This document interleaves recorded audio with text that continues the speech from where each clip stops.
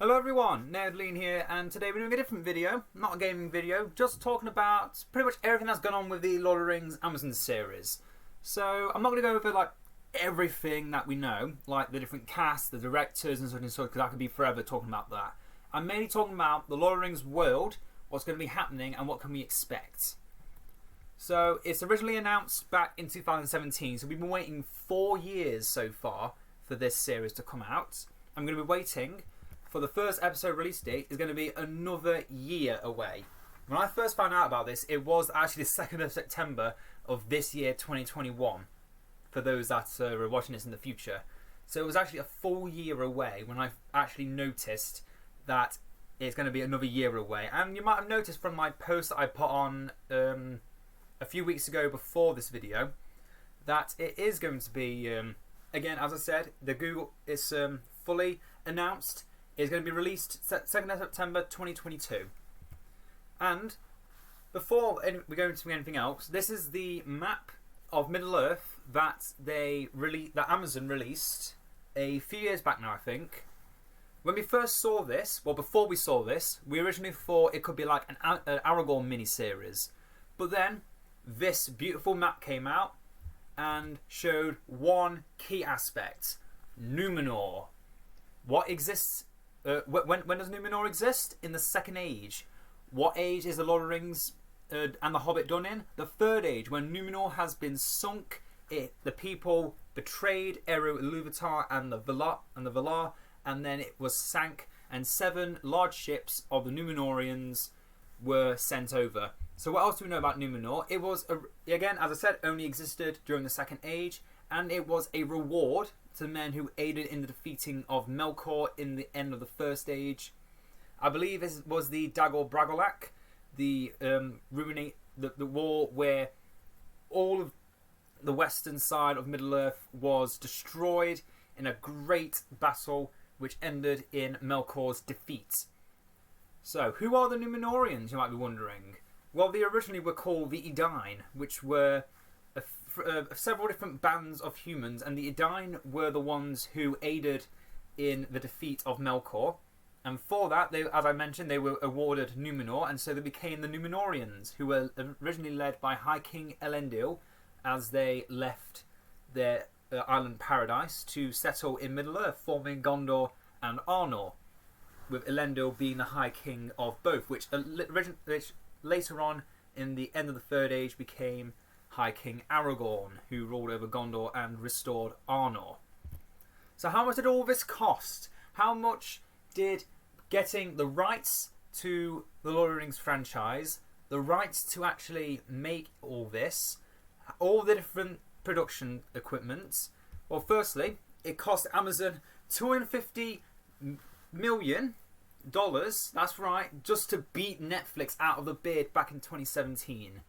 And then it will likely cost over $1 billion for all the other expenses. So they've spent a lot of money on this. It's not like well, to be fair, it's probably going to be one of the most expensive TV series that has ever been announced.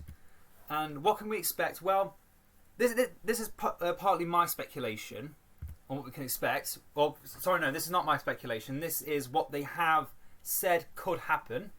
Is 5 seasons have been guaranteed, with potentially more depending on the value when they come out next year.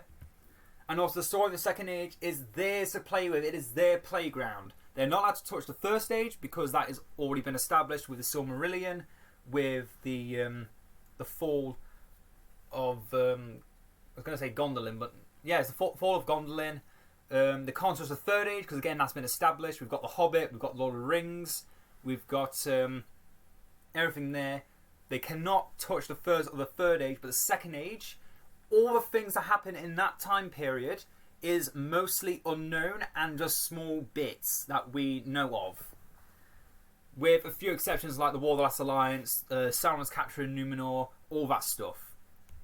So then, they recently, this is what I noticed, they released an image which has 3 key features.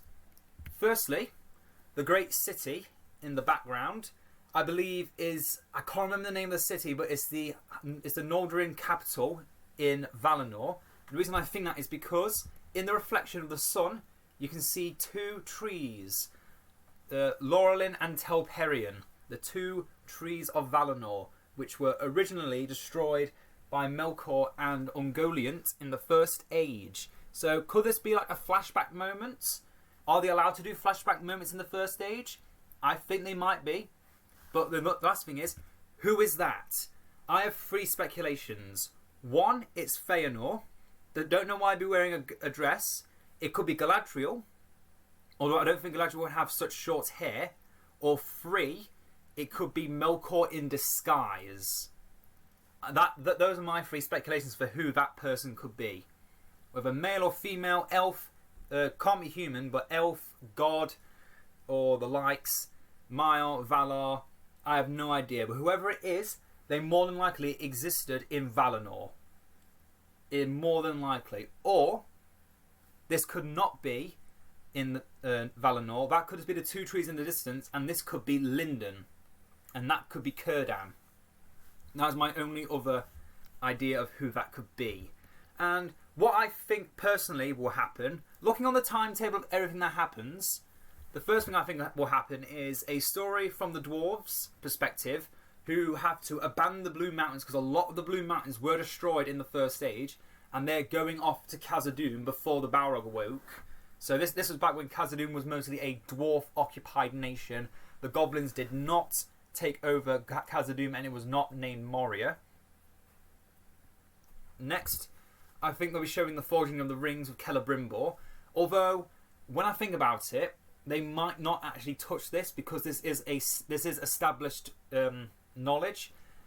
I still think it could happen. I think they'll see the perspective also of more than likely Celebrimbor showing the rings and talking about it with Galadriel into making the 3 rings, which led to his death and Sauron's destruction of Eregion. Sauron's imprisonment to the sinking of Numenor. I think this is going to be integral that they put this in for at least a full season, or at least half a season. That it shows King Ar-Pharazôn managing to finally capture Sauron. He is taken to Numenor, so then he is slowly sowing poisonous seeds into the men of Numenor, that they've been betrayed by the Valar, that instead of being immortal lives, they've only got these small mortal lives, and that they eventually will go to Numenor, try to go to Valinor, and they will all die. And shows Elendil and Isildur and all of them going off to Middle Earth into Arda. And finally, I think it's going to go after the sinking of Numenor. It'll be tales of men from Numenor who are founding Gondor and Arnor, because Isildur and his sons, Anirion mainly, Isildur and Anirion, I think it's going to be looking at their lives. Maybe not so much Isildur, but definitely more Anirion, because I believe he went off to found Gondor. He became the king ruling of Gondor, while Isildur remained in Arnor, and then they came with Elendil's forces and Gil-galad to aid in the fight of the War-Last Alliance. I do want to see the founding of Gondor and Arnor.